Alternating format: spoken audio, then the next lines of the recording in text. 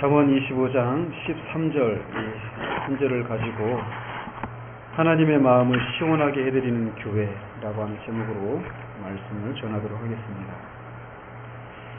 하나님의 은혜로 우리 은혜와 평강교회가 오늘 이렇게 개청 예배를 드리게 되었습니다.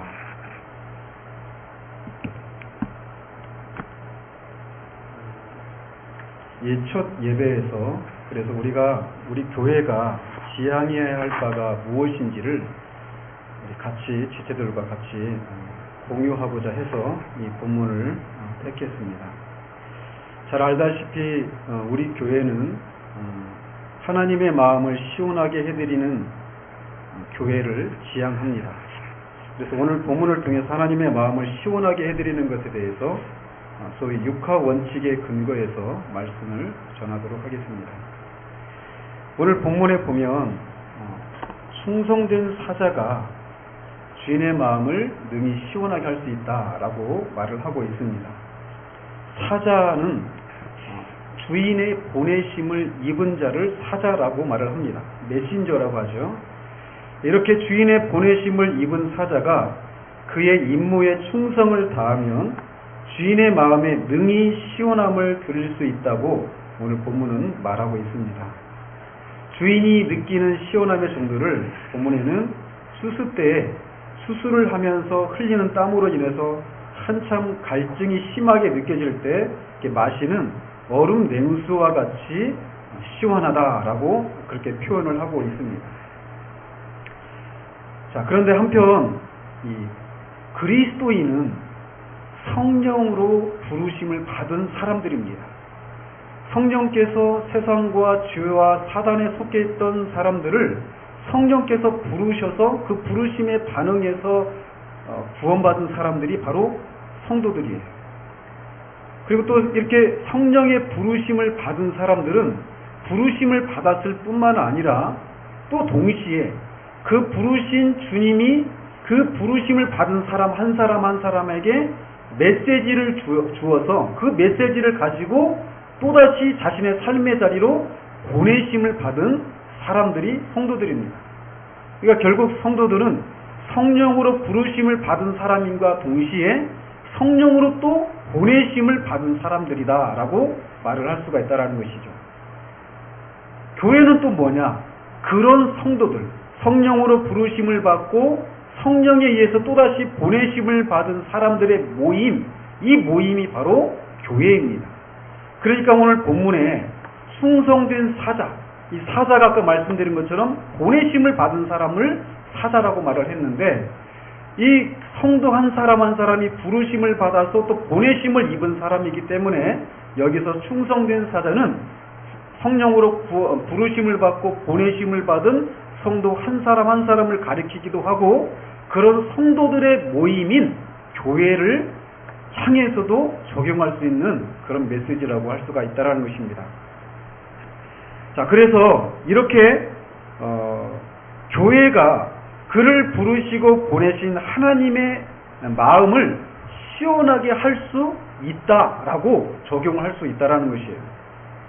그래서 오늘은 이렇게 우리 교회가 하나님의 마음을 시원하게 해드리는 교회를 이렇게 표방하며 지향하며 이렇게 교회를 출발을 하는데 이 누가 하나님의 마음을 시원하게 할 수 있고 또 어떻게 할 수 있는 것이고 하나님의 마음을 시원하게 한다는 것이 무엇이고 왜 하나님의 마음을 시원하게 해야 되는지 이런 것들을 6가지 그 육하 원칙에 근거해서 말씀을 전하도록 하겠습니다. 자, 첫 번째, 누가 하나님의 마음을 시원하게 할 수 있는가? 말씀드린 것처럼 성령의 부르심을 입고 이에 반응해서 거듭난 자들만이 하나님의 마음을 시원하게 해드릴 수 있다라고 하는 것이 성경의 고백입니다. 로마서 8장 8절에 육신에 있는 자들은 하나님을 기쁘시게 할 수 없다라고 말씀을 하고 있습니다. 모든 사람들은 태어나면서부터 육신에 속한 자, 즉 영적으로 죽은 자로 태어나기 때문에 그렇게 영적으로 죽어 있는 상태로 태어나는 육신에 속해 있는 모든 사람들은 하나님 본성상 하나님을 기쁘시게 할 수가 없다라고 하는 것이 성경의 고백입니다. 그가 믿는 부모 아래에서 태어난다고 하더라도 죽은 상태로, 영적으로 죽은 상태로 태어난다라는 것이에요. 그러므로 우리에게 가장 시급한 일이 있다라면 거듭나는 것이라고 할 수 있다라는 것입니다. 거듭나지 않고는 하나님의 마음을 시원하게 해드릴 수가 없다라는 것이에요. 그래서 우리 교회가 하나님의 마음을 시원하게 해드리는 교회를 지향하며 나아가는데 가장 첫 번째로 해야 될 일이 무엇이냐? 우리 중에 아직 거듭나지 못한 사람들이 있다라면 그 사람들이 거듭날 수 있도록 성령께서 그 사람을 거듭날 수 있도록 사용하시는 복음을 전하는 일이 가장 시급하다라는 것이에요. 그래서 우리 교회는 거듭나지 못한 사람들이 성령으로 말미암아 거듭날 수 있도록 성령께서 거듭날 때 사용하시는 은혜의 방편인 복음을 견실히 전하는 그런 교회가 되어야 한다는 것입니다. 그래서 이렇게 거듭난 사람만이 하나님의 마음을 시원하게 해드릴 수 있는데, 문제는 자신이 거듭났음에도 불구하고 자신은 여전히 하나님의 마음을 시원하게 해드릴 수 없다고 생각하는 사람들이 많이 있다라는 것이에요. 분명히 거듭났어요. 구원 받았어요. 그리고 자신이 하나님의 마음을 시원하게 해드리는 삶을 살아야 한다라고 하는 것도 동의를 하고 또 그렇게 하고 싶습니다. 거듭났기 때문에 그런 마음이 분명히 생겨나게 되어 있어요. 그런데 문제는 자신이 그렇게 거듭났고 그렇게 하나님의 마음을 시원하게 해드려야 된다는 것도 동의하고 그렇게 살고 싶어 함에도 불구하고 자신은 그런 삶을 살 수 없다라고 생각하는 사람들이 많이 있다라는 것이에요. 그냥 신앙이라고 하는 것이, 기독교 신앙이라고 하는 것이 그저 몇 가지 신앙 고백에 동의하고 종교적인 어떤 규칙들을 지켜나가고 몇 가지 하지 말아야 될 것들을 하지 않는 정도가 전부라고 생각하는 사람들 속에서는 이런 고민들이 없습니다. 오히려 하나님의 마음을 시원하게 해드리고자 하는 그런 마음의 소원함을 가지고 있는 진실하고 진지한 사람들에게서 나는 그렇게 하나님의 마음을 시원하게 해드리는 삶을 살고 싶은데 그렇게 살 수 없다. 오히려 하나님의 마음을 시원하게 해드리는커녕 하나님의 얼굴을 찌푸리게 하는 그런 사람밖에 되지 않는다라고 하면서 살아가는 사람들이 많이 있다라는 것이에요. 그렇기 때문에 거듭나지 못한 사람들은 거듭나야만 하나님의 마음을 시원하게 해드리는 삶을 살 수 있을 뿐만 아니라 거듭난 사람들 중에서도 말씀드린 것처럼 이렇게 자신이 그런 삶을 살 수 없다라고 생각하고 있는 사람들에게 또 필요한 말씀이 또 우리 교회에서 전해져야 한다라는 것이에요. 왜 이렇게 하나님의 마음을 시원하게 해드리고 싶은 그런 마음의 소원함을 가지고 있음에도 불구하고 자신이 하나님의 마음을 시원하게 해드리는 삶을 살 수 없다라고 생각하는 사람들이 왜 있는가? 특히 진지하고 진실한 사람들에게서 왜 그런 모습들이 많이 발견되는가? 그 문제의 발단은 여기서부터 시작이 됩니다. 무엇이냐면 우리가 마음을 시원하게 해드리고 싶은 그 대상이 하나님이신데 그 하나님이 완전하신 분이시라는 거예요. 완전하시고 거룩하신 분이시기 때문에 완전하신 하나님의 마음을 시원하게 해드리기 위해서는 우리의 행위들이 완전해야 돼요. 그런데 정직하게 우리 자신을 보면 우리가 하나님을 섬긴다고 하지만 그 섬김의 동기들이 굉장히 자기중심적이고 이기적인 그런 생각들, 그런 불순한 동기들도 섞여 있고 우리의 섬김이 완전하신 하나님이 받으시기에는 너무나도 부족한 것들로 뒤섞여 있다라고 하는 것이 우리들의 정직한 고백이란 말이죠. 거기에서 문제가 생겨나는 것이에요. 그래서 하나님의 마음을 시원하게 드리는 그런 삶을 살고자 하는 진지하고 진실한 사람들이 고민을 하는 것이에요. 왜? 완전하신 하나님 앞에 사실은 여전히 불완전하고 여전히 너무나도 부족하고 불순한 것들로 가득 차 있기 때문에 이런 내가 어떻게 하나님의 마음을 시원하게 해드릴 수 있다는 것인가 라고 하는 그런 의문을 가지게 된다는 것이죠. 그러나 그 사람들이 빠져있는 우리는 무엇인가? 그리스도께서 우리가 하나님의 마음을 시원하게 해드리는 이런저런 삶을 살아갈 때 우리의 성경이 분명히 부족함에도 불구하고 하나님과 우리 사이의 유일한 중보자가 되신 그리스도께서 우리의 부족한 섬김을 완전한 것으로 바꿔주셔서 완전하신 하나님이 받으실 수 있도록 해주신다라고 하는 사실들을 모르기 때문에 그런 고민을 한다라는 것입니다. 우리의 기도는 하나님이 받으시기에 너무나도 비논리적이고 비상식적이고 너무나 이기적인 그런 기도들로 뒤섞여 있습니다. 그런 기도를 그리스도께서 중보해 주시는 거예요. 완전하신 하나님이 받으실 수 있도록 완전한 기도로 바꿔주신 일들을 그리스도께서 하신다라는 거예요. 심지어는 내가 무엇을 기도했는지 기도할지도 모르는 때에 우리 안에 계시는 성령의 탄식하심과 그리스도의 중보하심을 통해서 완전하신 하나님이 우리의 기도를 알아들으신다라는 거예요. 받아주신다라는 거예요. 기도뿐만 아니라 우리의 삶도, 우리의 존재도 그리스도께서 그렇게 중보를 통해서 완전한 것으로, 완전하신 하나님이 받으실 수 있는 것으로 바꿔주신다라고 하는 사실들을 간과하고 있기 때문에 그렇게 하나님의 마음을 시원하게 해드리고 싶은 그런 소원함을 가지고 있음에도 불구하고 그리스도의 중보에 대한 이런 생각과 그것에 대한 믿음을 발휘하지 못하기 때문에 하나님 앞에 난 그런 삶을 살 수 없노라고 말하면서 자신 안에 있는 부족함과 연약함을 들여다보면서 근심하고 애통해하는 모습으로 인생을 허비하는 이들이 많다라는 것입니다. 그렇기 때문에 누가 하나님의 마음을 시원하게 해드릴 수 있는가? 두 가지입니다. 거듭난 사람만이 하나님의 마음을 시원하게 해드릴 수가 있어요.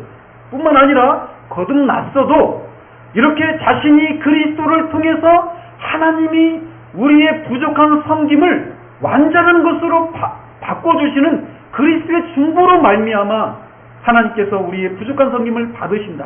그렇기 때문에 내가 하나님의 마음을 시원하게 해드릴 수 있는 그런 삶을 살 수 있다라고 하는 확신을 가진 사람들만 이런 삶을 살 수가 있다라는 것입니다. 그렇기 때문에 우리 교회가 지향하는 하나님의 마음을 시원하게 해드리는 이런 교회로 가기 위해서 필요한 말씀이라고 하는 것이 너무나도 분명하죠. 거듭나지 못한 사람이 거듭나야 되는 그런 복음을 전해야 되고, 거듭난 사람들도 그리스도의 중보와 성령의 도우심을 통해서 완전하신 하나님을 감히 우리가 그 완전하신 하나님의 마음을 시원하게 해드릴 수 있는 그런 길이 열려 있다라는 것을 알고 그것을 끊임없이 들을 수 있는 메시지들이 전해져야 한다라는 것입니다. 우리 교회가 지향할 바가 바로 그런 것이라는 것입니다. 자, 그러면서 이렇게 누가 하나님의 마음을 시원하게 해드릴 수 있는가에 대해서 이렇게 정리를 할 수 있겠고, 그렇다면 하나님의 마음을 시원하게 해드린다라고 하는 것이 무엇인가? 라고 하는 것을 살펴보도록 하겠습니다. 소극적으로는 시원함에 대한 반대 개념이 어떤 말이 있느냐면 답답하다 라고 하는 개념을 가질 수가 있겠습니다. 답답해 하시는 하나님의 마음을 시원하게 해드리는 그런 교회가 우리가 되어야 한다는 것이에요. 그래서 답답함을 풀어드리는 일을 우리가 해야 된다는 것입니다. 그 중에 하나가 무엇이냐면, 소극적인 측면에서 살펴본다면 우리가 잘못된 것을 하지 않는 것이라고 할 수 있습니다. 성경과 성령을 통해서 우리에게 제시하신 삶의 길을 벗어나지 않는 삶을 사는 것, 더 쉽게 말하면 죄를 짓지 않는 삶을 사는 것을 통해서 하나님의 마음을, 답답한 하나님의 마음을 시원하게 해드릴 수가 있다는 것이에요. 더 적극적으로는 하나님께서 그리스도를 통해서 신자들에게 허락하신 삶의 가능성들을 알고 그것을 힘써 누리는 것을 통해서 하나님의 마음을 시원하게 해드려야 한다는 것입니다. 하나님은 그리스도를 통해서 생명과 경건에 속한 모든 복을 우리에게 허락하셨다라고 베드로 사도는 말하고 있습니다. 또 사도 바울은 하늘에 속한 모든 신령한 복을 우리에게 주셨다라고 에베소서 1장 3절에서 우리에게 말씀하고 있어요. 이 복을 우리가 그리스도로 말미암아 성령을 통해 얼마든지 누릴 수 있다라는 것을 알고 그것을 힘써 누리는 것이 바로 하나님의 마음을 시원하게 해드리는 길이라는 것입니다. 복음은 한마디로 하나님께서 그리스도를 통해서 우리를 위해서 하신 일입니다. 우리가 해야 되는 무엇이 아니라 하나님이 우리를 위해서 친히 하신 일이라는 것이에요. 이게 바로 복음이라는 것입니다. 그래서 이렇게 우리를 위해서 하나님께서 그리스도를 통해서 하신 일들을 통해서 우리에게 허락된 이 삶의 가능성들을 우리가 알고 믿음으로 그것을 받아 누리는 것이 바로 하나님의 마음을 시원하게 해드리는 길이라는 것이에요. 그런 측면에서 우리는 이렇게 그리스도를 통해서 하나님께서 하신 그 일들이 무엇인지를 힘써 알기를 힘써야 한다라는 것이에요. 겨우 죄사함을 받는 것으로 만족하는 정도에서 머물러서는 안 된다라는 것입니다. 사실 죄사함을 받아 우리가 지옥이 아니라 천국에 들어갈 수 있다라고 하는 것은 말할 수 없는 큰 영광인 것이 사실입니다. 그러나 신앙은 여기에 머무르는 것이 아니라는 것이에요. 우리에게 열려있는 삶의 가능성을 이 가난한 시대에 우리가 힘써 알고 그것을 누리는 것을 통해서 하나님의 마음을 시원하게 해드려야 한다는 것이에요. 그것을 누리지 못하고 사는 우리의 가난함을 인해서 하나님은 지금도 답답함을 호소하고 계시다라는 것입니다. 이런 하나님의 마음을 우리가 누리는 것을 통해서 시원하게 해드려야 한다는 것입니다. 그렇다면 왜 우리 그리스도인 거듭난 한 사람이 또 그런 사람들의 모임인 교회가 하나님의 마음을 시원하게 해드리는 삶을 살아야 되는가? 왜 그런 삶을 살아야 되는가? 그거는 하나님의 마음을 시원하게 해드리는 삶은 거듭난 사람들의 본성이기 때문에 그렇다라는 것입니다. 누구든지 그리스도 안에 있으면 새로운 피조물이라 이전 것은 지나갔으니 보라 새 것이 되었도다 라고 말을 합니다. 그리스도인은 거듭나서 새로운 본성을 가진 사람들입니다. 성경에서 우리가 거룩한 삶을 살아가도록 우리를 독려하는 동기는 바로 이렇게 우리가 거듭나서 새로운 본성을 가진 사람이라는 것들을 끊임없이 일깨우는 것을 통해서 거룩한 삶을 살아가도록 우리를 독려하십니다. 거듭나지 못한 사람의 특징은 한마디로 자기중심적입니다. 그래서 온통 자신의 행복과 자기의 명예와 안위를 위해서만 삶을 꾸려갑니다.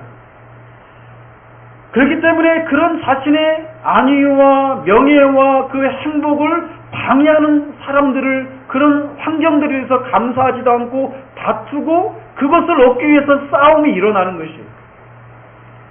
그러나 거듭나는 사람들은 이런 자기중심적인 이런 사고에서 하나님 중심적인 사고로 바뀌는 일이 일어난 사람들이에요. 그래서 새로운 자기중심적인 그런 본성이 아닌 하나님 중심적인 그런 새로운 본성을 가진 사람이 바로 거듭난 사람이라는 것이에요. 그렇기 때문에 그 거듭난 사람들의 소망에 있어서 철저한 변화가 일어납니다. 그의 소망은 하나님을 알고 사랑하고 그분을 닮고 그분을 높이는 것에 그의 소망이 있습니다. 그것이 그가 삶을 살아가는 유일한 이유예요. 이런 삶이 아니면 자기의 새로운 본성에 어울리지 않게 되어서 내적인 불안함들을 느끼게 됩니다. 잠시는 신자 안에 남아있는 죄성으로 인해서 자기중심적인 삶을 살다가도 하나님을 알고 그분을 사랑하고 그분과 교제하고 그분을 높이는 삶을 살지 않고 있는 자신의 그 모습을 슬퍼하는 내면의 이 알 수 없는 그런 내면의 목소리와 그 공허함과 불안함을 그가 감지하고 다시금 하나님을 알고 교제하고 높이는 삶으로 돌아가고자 하는 그런 본성이 그런 내적인 원리들이 작동하는 사람이 바로 거듭난 사람들이라는 것입니다. 마치 나침반의 그 바늘이 막 흔들었다가 놓기만 하면 곧장 북쪽을 향해서 이렇게 돌아가는 것처럼 거듭난 사람의 본성은 하나님을 알고 교제하고 하나님을 높이고자 하는 그 삶으로 돌아가고자 하는 내적인 영적인 원리가 심겨져 있다라는 것입니다. 그래서 성경은 끊임없이 우리로 하여금 우리가 하나님을 높이고 하나님의 마음을 시원하게 드릴 그런 삶을 살아야 될 그런 삶을 우리가 살아가도록 하는 그 원리들을 이런 식으로 너희들이 그리스도를 통해서 너희들에게 일어난 일들이 무엇인지를 끊임없이 다시금 상기시키는 그런 일을 통해서, 맞아, 내가 옛날에는 자기중심적인 그런 삶을 살았던 사람이지만 이제 내가 그리스도 안에서 새로운 피조물이 되었지, 새로운 사람이 되었지, 내가 이전에 그런 삶을 살아가는 것을 통해서는 결코 만족을 누릴 수 없는 전혀 새로운 사람이 되었지 라고 하는 것을 기억나게 하시는 것을 통해서 우리로 하여금 다시금 이런 거듭난 사람의 본성에 어울리는 그런 삶의 자리로 돌아가도록 하게 하신다라는 것입니다. 마치 당나귀가 사자처럼 행동하는 것이 부자연스러운 것처럼, 한국 사람이 미국 사람처럼 행동하는 것이 부자연스러운 것처럼, 거듭난 사람이 거듭나지 않았을 때의 삶을 살아갔던 것들이 부자연스럽다라고 하는 것을 끊임없이 일깨우는 것을 통해서 우리로 하여금 거듭난 자의 그런 삶을 살아가도록 요구하신다라는 것입니다. 그러므로 왜 우리가 이런 삶을 살아야 되는가? 우리가 새로운 본성을 가진 거듭난 사람들이기 때문에 하나님의 마음을 시원하게 드리는 그런 삶을 살아야 된다는 거예요. 즉, 이런 삶을 살아가는 것은 너무나도 자연스러운 것이라는 거예요. 이런 삶을 살지 않으면 이상한 거예요. 부자연스러운 거예요. 우리가 그렇기 때문에 우리 교회는 하나님의 마음을 시원하게 드리는 교회, 이것을 지향하기 위해서 거듭난 사람들이라고 하는 것, 우리가 전혀 새로운 사람이 되었다라고 하는 우리의 정체성, 그리스도로 말미암아 하나님 앞에서 우리가 누구인지를 끊임없이 일깨우는 이런 메시지들을 선포해야 되고, 여러분들은 그런 메시지들을 끊임없이 듣고자 하는 그런 소망을 가지고 이 자리 가운데 와야 된다라는 것입니다. 그런 말씀을 전할 때 성령께서 그 말씀을 사용하셔서 우리들의 마음을 다시금 일으켜 세우십니다. 내가 이런 삶을 살아서는 안 되지, 내가 이런 정도의 삶을 살아서는 안 되는 사람이지 라고 하는 생각을 일으킨다라는 거예요. 왜 이런 삶을 살아야 되는가? 이건 너무나 자연스러운 모습이기 때문에 그렇다라는 것입니다. 그렇다면 언제 우리가 이런 삶을 살아야 되는가? 언제 하나님의 마음을 시원하게 드리는 삶을 살아야 되는가? 라는 것입니다. 답은 주님이 오실 때까지입니다. 아니, 영원토록이에요. 하나님의 마음을 시원하게 드리는 삶은 신자들에게 있어서 잠시 구원을 받고 구원의 감격이 새롭고 너무나 생생한 처음 그리스도를 믿었을 때 그 처음 시기나 우리 인생의 어느 한 시점에서만 이런 삶을 살아가는 것이 아니라 우리가 주님이 오실 때까지, 우리가 주님께로 갈 때까지, 아니 영원토록 이런 삶을 살아야 한다라는 것입니다. 여러분들은 지금 하나님의 마음을 시원하게 드리는 삶을 살고 계십니까? 아니면 하나님의 마음을 시원하게 드리는 삶이라고 하는 것이 아주 아득한 먼 옛날의 기억 속에만 머물러 있지는 않습니까? 오늘날 교회 안에 이런 모습의 사람들이 너무나 많습니다. 옛날에 한때 하나님을 기뻐하고 하나님의 마음을 시원하게 해드리는 것이 나의 삶의 유일한 이유이고, 그것 때문에 내가 삶을 살아갈 수 있다라고 말하는 그런 때가 있었지만, 지금은 그저 먼 기억에만 머물러 있는, 기억에만 남아있는 그런 삶을 살아가는 사람들이 너무나 많다라는 것입니다. 그런 가난한 시대 가운데 우리 교회 안에 속한 모든 지체들이 이런 삶을 계속해서 살아야 된다는 것입니다. 그래서 우리 인생의 한여름밤의 꿈처럼 우리 인생이 어느 한때 끓어오르는 열정으로 피어오르다가 재풀에 지치거나 하나님의 마음을 시원하게 해드리는 그런 삶이 아닌 다른 것에 한눈을 파는 것 같은 그런 삶을 사는 그런 사람들로 모여진 그런 교회가 되어서는 안 된다라는 것입니다. 끊임없이 이것이 우리들에게 내가 이것 때문에 삽니다. 이것 때문에 내가 삶을 살아가고 있고 이것 때문에 내가 고난을 받고 이것 때문에 내가 인내합니다라고 말할 수 있는 그런 모습이 우리들의 삶 가운데 끊임없이 지속되어져야 한다라는 것입니다. 또 어디서 이런 삶을 살아야 되는가? 답은 우리들의 모든 삶의 자리에서라는 거예요. 교회에서만이 아니라 우리가 있는 모든 삶의 자리에서 이런 삶의 목적을 가지고 살아야 한다라는 것입니다. 오늘날 우리는 너무나도 교회에서의 모습과 교회 밖에서의 모습이 너무나도 다른 그런 삶을 살아가는 사람들이 너무나 많은 시대를 우리가 살아가고 있습니다. 어쩌면 우리도 그런 삶을 살고 있어서 세상이 우리를 향해서 조롱하고 지탄하는 그런 원인을 제공한 사람들일 수도 있습니다. 마치 교회에 올 때 사용하는 그 가방을 교회를 가지고 왔다가 집으로 돌아가면 그 가방을 내려놓고 그냥 그 가방을 한 주 동안 그냥 내버려두고 교회에 올 때만 다시금 그 가방을 들고 오는 것처럼 하나님의 마음을 시원하게 드리는 이 삶이 교회에 올 때만 작용을 하고 교회를 떠나면은 더 이상 이런 삶이 우리를 지배하고 우리를 주장하는 그런 삶으로 작용하지 않는 것 같은 그런 삶을 살아가는 사람들이 너무나도 많은 시대를 우리가 살아가고 있다는 것이에요. 그런 측면에서 우리는 하나님의 마음을 시원하게 해드리는 이 삶이라고 하는 것은 교회라고 하는 이 바운더리 안에서만 적용되는 것이 아니라 교회 밖에 우리가 가고 있는 가정과 직장과 학교와 우리들이 만나는 모든 삶의 자리 가운데서 이런 삶을 살아야 된다는 것을 끊임없이 상기하고 기억하는 그런 삶을 살아야 한다는 것입니다. 우리가 성령 충만한 삶을 살아가는 것, 우리가 하나님의 마음을 시원하게 드리는 그런 삶을 살아가는 그 원리 중에 하나가 무엇이냐면 우리가 어떤 삶을 살아야 될 사람인지를 끊임없이 상기하는 것이에요.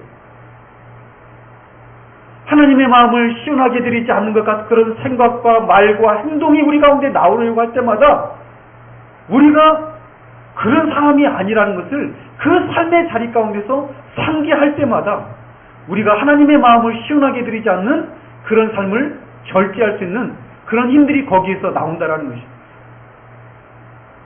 그러므로 우리는 끊임없이 이것을 상기하는 사람들이 되어지기를 바랍니다. 우리가 어디 있든지 어떤 삶의 상황 가운데 있든지 나는 하나님의 마음을 시원하게 드리기 위해서 있는 사람이다. 교회 안에서만이 아니라 교회 밖에서도 이런 삶을 살아가야 될 사람이라는 것을 끊임없이 인식하고 상기하는 그런 여러분들이 되어지기를 바랍니다. 마지막으로 그렇다면 어떻게 하나님의 마음을 시원하게 해드릴 수 있는가라는 것입니다.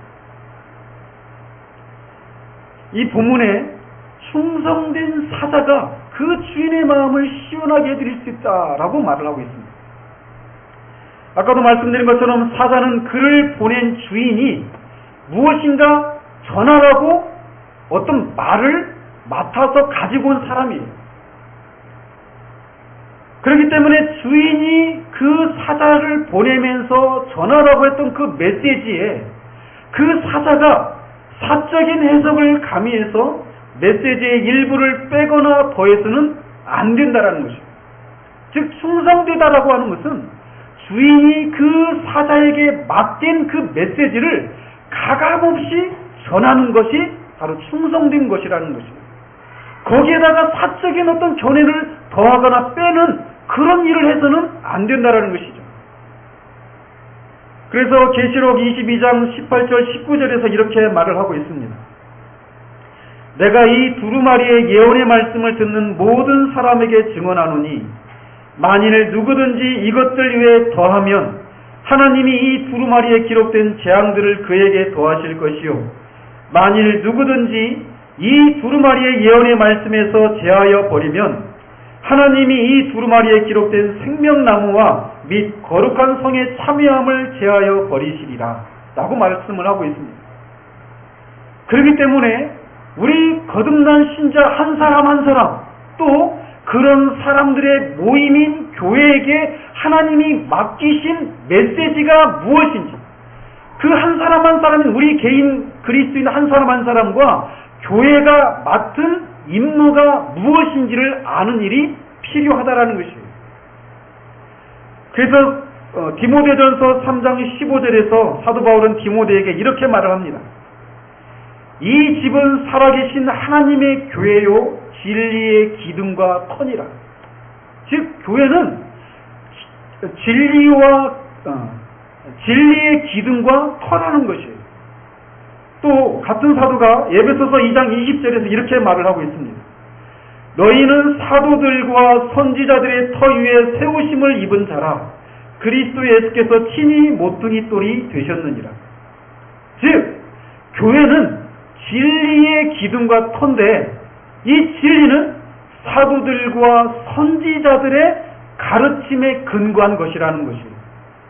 그렇기 때문에 교회에게 하나님이 맡기신 임무라고 하는 것은 무엇이냐면 이 진리를 사수하는 것이에요. 이 진리를 사수하고 후손들에게 이 진리를 훼손하지 않고 순전하게 그 진리를 전수하는 것이에요. 즉 사도들과 선지자들의 가르침인, 즉 성경의 그 가르침을 사적으로 해석을 해서 그 성경의 가르침을 빼거나 더해서 그 메시지를 왜곡시키는 일들을 해서는 안 된다라는 것이에요. 그것이 교회가 맡고 있는 임무 중에 가장 큰 임무 중에 하나라는 것입니다. 그렇기 때문에 하나님의 마음을 시원하게 드리는 그것은 충성되게 그 임무를 감당할 때 하나님의 마음을 시원하게 할 수 있는데, 그 임무라고 하는 것이 무엇이냐? 성경의 가르침을 순전하게 전하는 것입니다. 순전하게 전하고 가르치는 것을 통해서 그 임무를 충성되게 감당할 수 있고, 그 결과 하나님의 마음을 시원하게 해드릴 수 있다는 것입니다. 그러나 오늘날 우리가 살고 있는 이 시대 가운데 하나님이 교회에 맡겨주신 그 성경의 메시지들을 왜곡하고 있는 현실들이 너무나 많다라는 것이에요. 그것을 인해서 하나님께서 답답해하고 계시다라는 것입니다. 그러므로 우리가 이 살고 있는 이 시대 가운데서 교회가 감당해야 될 그 시대가 가지고 있는 그 특별한 임무들이 있습니다. 그렇기 때문에 그 임무를 감당하기 위해서는 우리가 살고 있는 이 시대의 교회에서 선포되어지는 메시지들이 어떤 특징을 갖고 있는지를 먼저 분별하는 것들이 필요합니다. 그래서 그 몇 가지를 모두를 제가 다 말씀드릴 수는 없고 5가지 정도만 말씀을 드리도록 하겠습니다. 뭐냐면 우리 시대는 종교 다원주의의 위험에 노출되어져 있다는 것입니다. 우리 시대를 포스트 모더니즘 시대라고 말을 하고 있잖아요.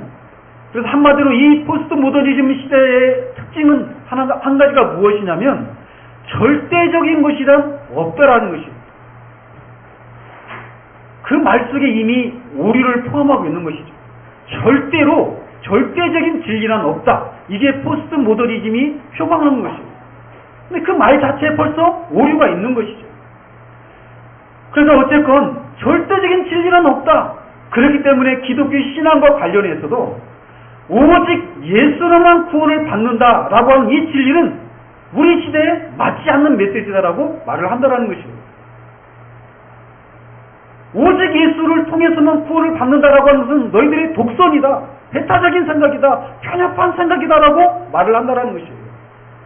예수를 통해서만 구원을 받을 수 있는 것이 아니라 예수 이외에도 다른 길이 있다라고 이 시대는 말을 하고 있다는 것이에요. 그렇기 때문에 이 시대 가운데 오직 예수 그리스도를 믿음으로만 구원을 받는다라고 하는 이 메시지를 전할 때 세상은 우리를 조롱하고 핍박하고 우리를 판단하고 정죄하는 일들을 서슴없이 자행하고 있다는 것이에요. 그런 시대를 우리가 살고 있다는 것입니다. 그러나 그런 시대 가운데 교회에게 하나님이 맡겨주신 메시지는 오직 예수 그리스도로만 우리가 구원을 받을 수 있다라는 것이에요.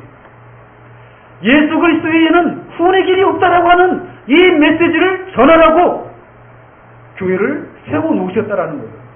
그리고 그 교회를 구성하고 있는 우리 한 사람 한 사람이 그 메시지를 전하도록 우리를 부르셨고 보내셨다라는 것이죠.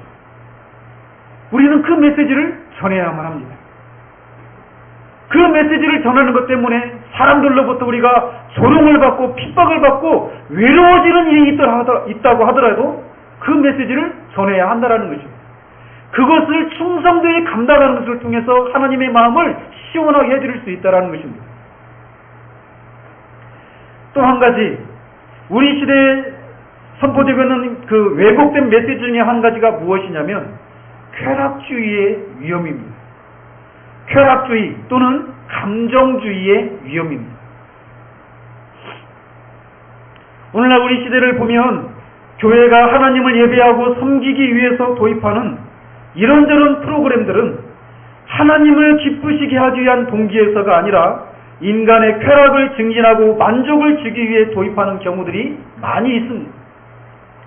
그래서 사람들이 소위 은혜를 받았다라고 말할 때 그 이면을 살펴보면 하나님이 우리의 섬김을 받으셨기 때문이 아니라 우리가 종교적인 행위들에 참여한 후에 우리가 무엇을 느끼고 무엇을 얻었는가에 초점이 맞추어져 있는 경우들이 많다라는 것이에요. 내가 감정적인 자극과 감정적인 충만함을 받았는가에 의해서 은혜를 받았다, 은혜를 받지 않았다라고 생각한다는 것이에요. 우리의 섬김이, 우리의 예배가 하나님이 받으셨는가, 하나님의 영광을 받으셨는가, 하나님의 마음을 시원하게 해드렸는가, 이것에 의해서 은혜를 받았다 아닌가가 아니라 내가 감정적으로 자극을 받고, 내가 감정적으로 위로를 받고, 내가 감정적으로 그런 충만함을 받았는가, 그런 자극을 받았는가, 그것에 의해서 은혜를 받았는가 안 받았는가를 판단한 일들이 많다라는 것이에요. 그렇기 때문에 교회 안에 들어와 있는 많은 프로그램들이 그렇게 사람들의 감정을 자극하고 감정을 충만케 하는 그런 프로그램들을 많이 도입을 하고 있는 그런 시대 가운데 우리가 살아가고 있다는 것입니다. 교회를 찾는 사람들의 동기들이 자신의 마음이 충만케 되어지는 것, 내가 만족을 누리는 것, 이것이 교회를 찾는 이유라는 것이에요. 그리고 그것을 교회가 제공해 주기를 요구하고 있다는 것이에요. 그러나 교회가 존재하는 이유는 우리가 교회가 만족을 누리는 것을 위해서 교회가 있는 것이 아니라는 것입니다. 하나님의 마음을 시원하게 해드리기 위해서 교회가 있는 것이에요.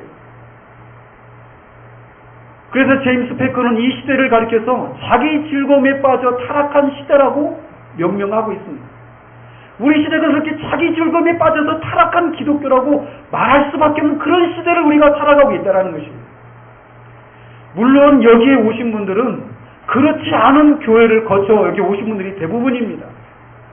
그런 것들을 지향하지 않는, 그러나 우리가 살고 있는 더 큰 그런 범주에서 보면 이런 일들이 너무나도 많이 교회 안에서 사용되고 있다는 것이에요. 찬송가라고 불려지는 것들 속에 이런 요소들이 들어와 있습니다. 예배 속에 그런 쇼적인 그런 요소들이 너무나 많이 들어와 있다는 것입니다. 찬양 콘서트 그런 장에 한번 가본 적이 있는데 저는 너무나 충격을 받았습니다. 이게 그냥 대중 가수들이 그런 콘서트장에 와 있는 것인지 아닌지 구분이 안 돼요. 똑같아요. 그저 한판 신명나게 놀고 난 것에 불과한데도 불구하고 자신 안에 있는 그런 종교적인 충동들을 쏟아낸 것에 불과한 것들을 가지고 하나님이 받으셨다거나 하나님께 영광을이라고 하는 그런 미명하에 모든 것을 감싸고 마는 그런 모습이 너무나도 많이 우리 시대 가운데 난무하고 있다는 것입니다. 우리가 살고 있는 시대가 그런 시대라는 것입니다. 세 번째로 우리 시대에 또 그 메시지를 왜곡하고 있는 현실 중에 세 번째 현실은 무엇이냐? 실용주의의 위험입니다. 다른 말로 하면 신학 실종의 위험이에요. 이 쾌락주의와 맞물려서 따라 나오는 것이 바로 실용주의입니다. 그래서 그 교회 안에 있는 어떤 프로그램들을 도입하는 동기들을 살펴보면 꽁 잡는 것이 매다라고 하는 그런 정신이 도사리고 있는 것들을 많이 보게 됩니다. 아이들을 끌어모을 수만 있다라면, 교인들을 끌어모을 수만 있다라면 그게 문제가 되지 않아요.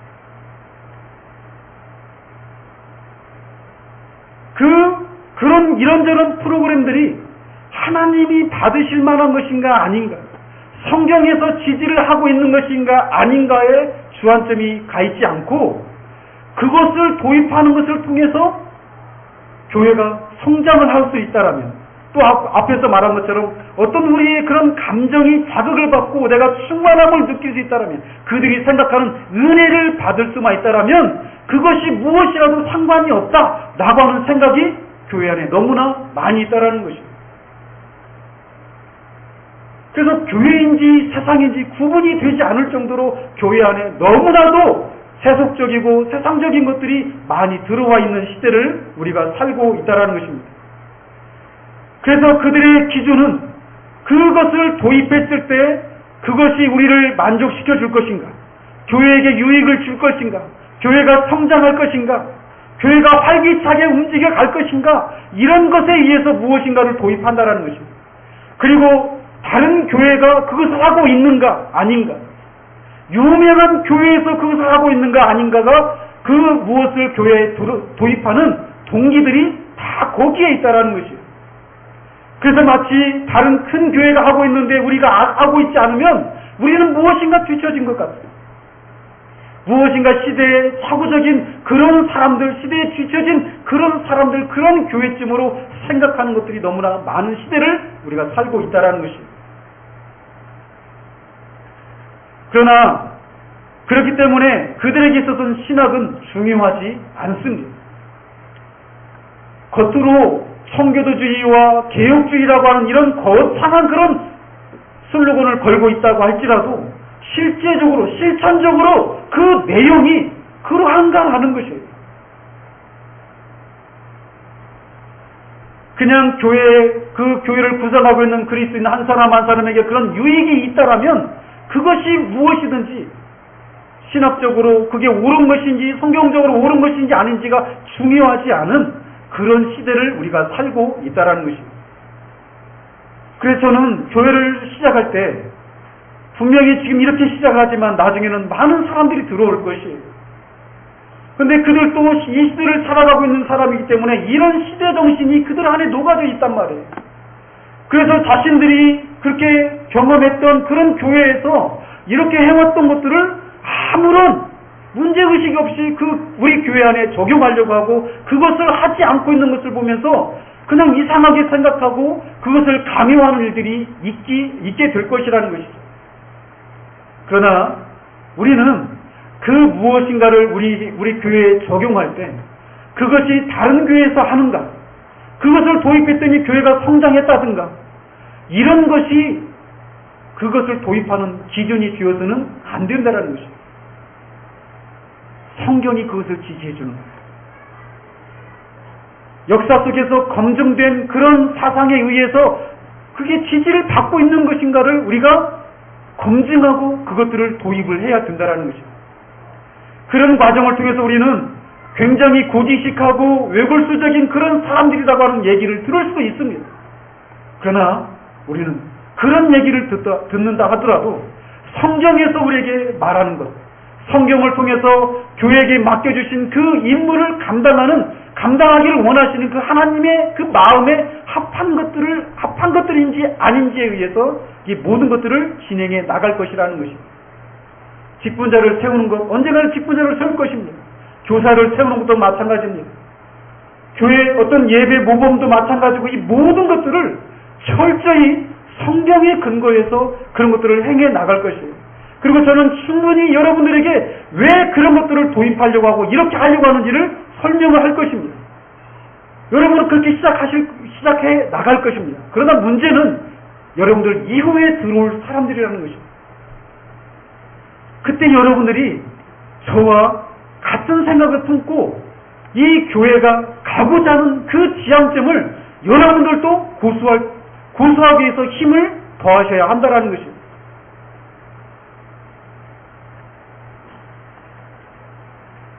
자, 우리 시대가 이렇게 실용주의와 신학 실종의 그런 위험에 노출된 그런 시대 가운데 있기 때문에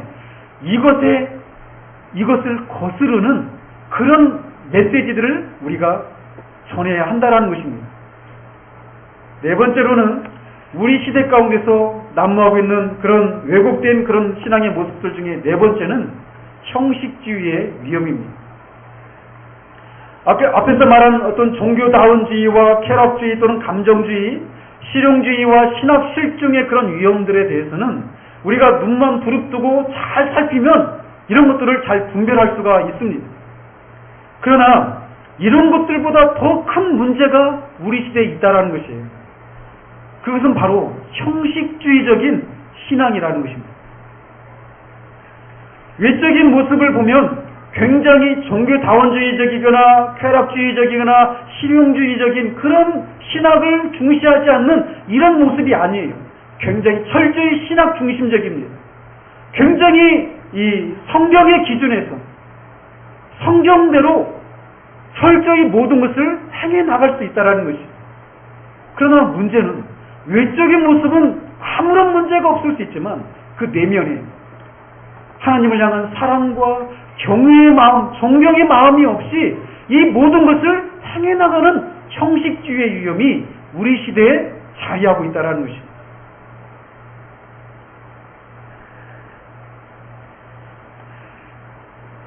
마음과 성품과 뜻을 다하여 하나님을 사랑하지 않은 채 적당히 형식만 남은 형식적인 신앙이야말로 하나님께 말할 수 없는 모욕이 아닐 수 없다라는 것입니다. 하나님을 향해 열광하지 않는 형식주의의 위험이야말로 이 시대의 전형적인 모습이라고 할 수가 있다는 것입니다. 얼마나 많은 사람들 속에서 하나님을 향한 하나님을 향해서 열광하는 모습을 우리 시대 가운데 얼마나 찾아보고 있느냐라는 것입니다. 우리 시대가 그런 시대라는 것입니다. 또 어쩌면 이런 것들에 여러분들이 거쳐온 교회의 모습은 이런 것들에 해당이 되지 않을 수도 있습니다. 그러나 이 마지막에 해당되는 모습이 저는 제가 거쳐온 교회들의 모습 속에서 이 부분이 저를 힘들게 했었습니다. 마지막입니다. 하나가 무엇이냐? 이런 시대적인 배경, 쾌락주의적이고 감정주의적이고 종교다원주의적이고 형식적이고 실용주의적인 신학을 중시하지 않는 그런 시대에 대한 것들을 바르게 분별을 하고 이것들을 극복하기 위한 메시지를 전하는 진지하고 진실한 그런 사람들의 모임 속에서 보여지는 오류들이에요. 저는 그거를 한마디로 그리스도 없는 기독교의 위험이라고 명명을 하고 싶습니다. 그리스도 없는 기독교의 위험. 그거는 크게 두 가지로 나타납니다. 하나는 신비주의입니다. 또 하나는 율법주의입니다. 그러나 이 두 가지 신비주의와 율법주의는 뿌리가 똑같아요. 신비주의는 그리스도가 없이 하나님을 깊이 체험하는 것을 추구하는 사람들입니다. 여기서 말하는 신비주의는 잘못된 신비주의를 말하는 것입니다. 저는 토조를 추종하는 사람입니다. 그같이 신비주의자라고 불리기를 자처했던 것처럼 저는 같은 노선에 있는 사람입니다. 그렇기 때문에 여기서 말하는 신비주의는 그가 말하는 신비주의를 말하는 것이 아니에요. 잘못된 신비주의를 말하는 것입니다. 오늘날 영성이라고 하는 말이 난무하는 시대를 우리가 살고 있습니다. 영성 신학을 표방하는 사람들이 다 이런 잘못된 신비주의자라고 제가 말씀을 드리는 건 아닙니다.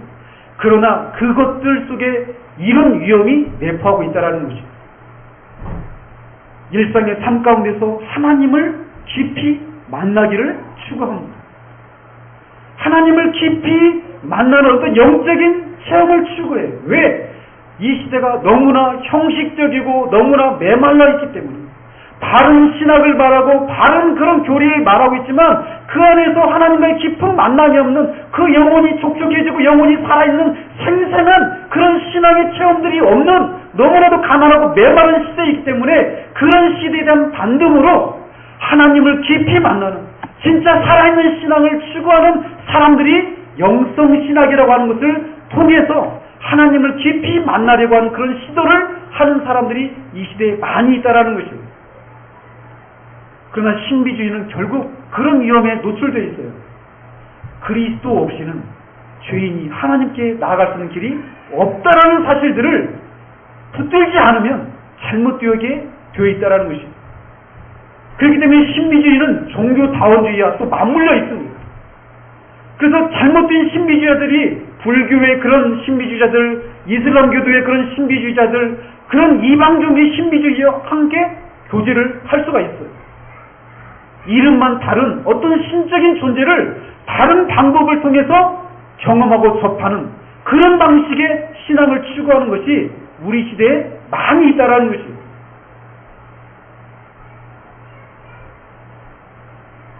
이런 시대를 우리가 살아가고 있습니다. 또 한 부류는 뭐냐? 율법주의.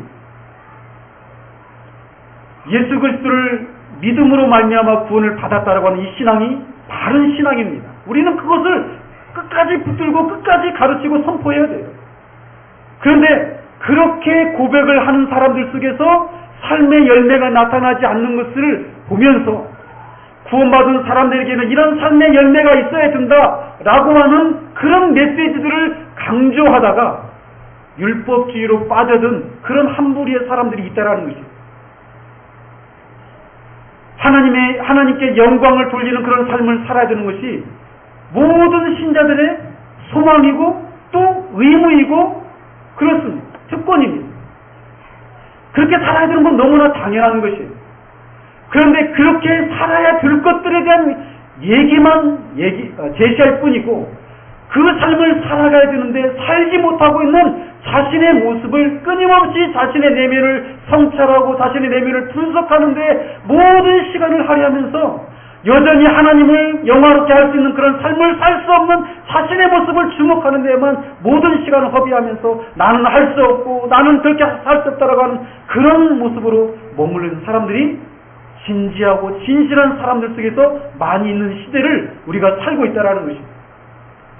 그런 사람들이 이렇게 형식주의적이고 실용주의적이고 신앙을 중시하지 않고 그런 종교다원주의적인 감정 중심적인 그런 신앙을 살고 있는 시대에서 이렇게 거룩한 삶을, 성화의 삶을 강조하는 사람들의 그 메시지를 보면 정말 깨어있는 사람들이고 진지한 사람이고 진실한 사람으로 보여줄 수 있지만 그런 삶도 그리스도의 중보에 대한 내용과 성령의 내주하시는 그런 성령의 도우심과 능력을 힘입어서 우리가 그리스도가 사셨던 그런 삶을 살 수 있다라고 하는 이 참된 복음을 전하는 그런 것이 없는 그런 성화의 삶을 강조하는 메시지도 결국은 그리스도 없는 기독교의 한 부류에 불과하다라는 것입니다.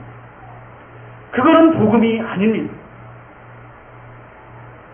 그렇기 때문에 많은 사람들이 이런 메시지 때문에 힘들어요. 내가 왜 힘들어하는지를 모릅니다. 왜? 그 메시지 자체는 옳거든요. 하나님께 영광을 돌리는 삶을 살아야 되는 것이 안 틀리잖아요. 맞잖아요. 그리고 그런 삶을 살아야 되는데 우리가 살지 못하고 있는 것도 사실이지 않습니까? 그리고 그런 삶을 살지 못하게 되는 원인이 내 안에 있는 죄 때문이라고 하는 것도 사실이지 않습니까? 그렇기 때문에 너무나 분명한 사실이기 때문에 그것을 넘어가지를 못하는 거예요.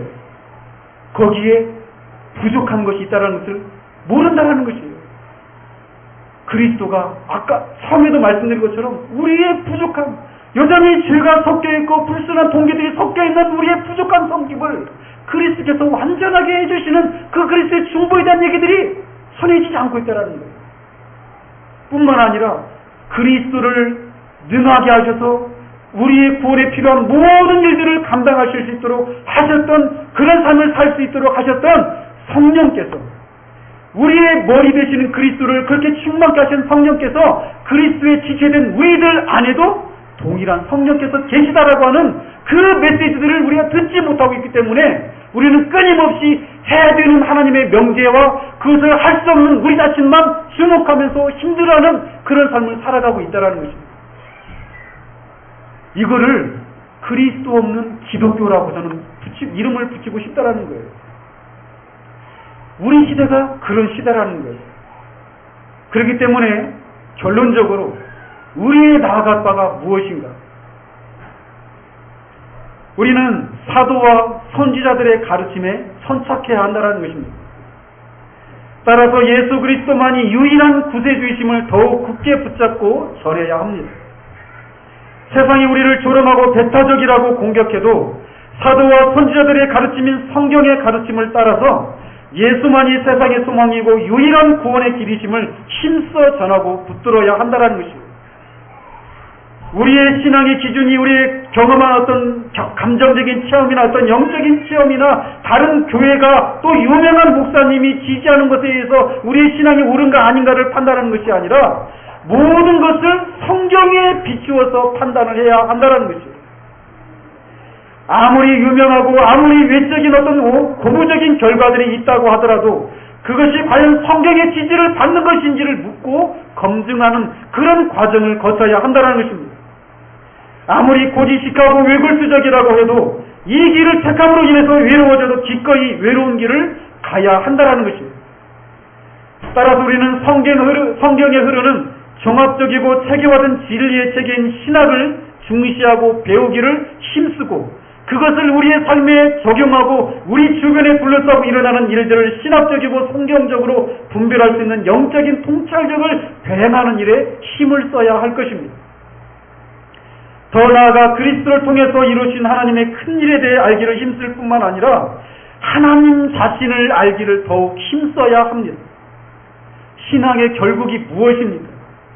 하나님을 영원토록 즐거워하는 것이 신앙의 궁극입니다. 시편을 하나님을 찾는 자의 탄식과 하나님을 찾은 자의 탄성이라고 말을 할 수 있다라면 그렇게 시편 기자들처럼 하나님을 찾는 것을 인한 탄식과 하나님을 찾은 것을 인한 탄성을 뿜어내는 사람들로 구성된 교회가 우리 교회여야 한다라는 것입니다. 우리가 지향하는 궁극은 바로 우리 모두가 이런 사람들이 되어지는 것입니다. 바른 신학을 표방하고 그 신학의 근거에서 교회의 모든 일들을 진행해 나갈 뿐만 아니라 그 신학의 궁극적인 목적인 하나님을 알고 즐거운 그분과 깊은 교제를 나누고 그분을 더 높여드리고 그분을 닮고 그분과 영원토록 그런 친밀한 교제를 나누고자 하는 그런 것을 향해 우리가 나가야 한다는 것입니다. 우리는 너무나도 가난한 시대를 살고 있습니다. 너무나도 왜곡된 메시지가 난무하는 그런 시대에 우리 은혜와 평강교회가 이 땅 위에 오늘 첫 발을 뗐습니다. 우리 교회가 저는 이런 교회가 되어지기를 바랍니다. 잘못된 메시지들이 아닌 우리에게 맡겨주신 그 성경의 가르침을 가감없이 있는 그대로 정한 그런 교회가 되어지기를 바랍니다. 그런 교회를 우리가 계속해서 유지해 나가기 위해서 여러분들도 힘을 써야만 합니다. 여러분이 저와 한 마음을 하나로 하여서 우리 교회는 그냥 어떤 많은 교회 중에 하나 정도가 아니라 정말 답답할 수밖에 없는 이 시대를 바라보시면서 답답해하시는 하나님의 마음을 시원하게 해드리는 그런 교회. 무엇보다도 하나님의 답답해하시는 그런 요소들이 없는 교회일 뿐만 아니라 적극적으로 하나님을 추구하는, 하나님을 향해 열광하는 그런 교회가 되어지기를 바랍니다. 그런 교회를 우리가 세워나가기 위해서 여러분들이 어려운 발걸음들을 하셨어요. 여러분들 정말 주님의 이름으로 정말 축복을 합니다. 정말 여러분들의 발걸음이 정말 쉽지 않은 발걸음이었다는 것을 저는 압니다. 그리고 우리가 지향해 나가야 될 이 방향이 쉽지 않다는 것도 압니다. 그러나 우리가 쉽지 않아도 어려워도 옳은 길을 가야 합니다. 그 길을 위해서 우리가 정말 하나님 앞에 기도하고 우리 교회가 지향하는 바 하나님의 마음을 시원하게 되는 그런 은혜와 평강교회가 되어지기를 위해서 우리가 정말 그런 소망을 가지고 마음을 하나로 하여서 하나님께서 그런 교회로 세워지기를 위해서 우리가 힘을 쓰는 그런 은혜가 있기를 우리 주님 이름으로 축원드립니다.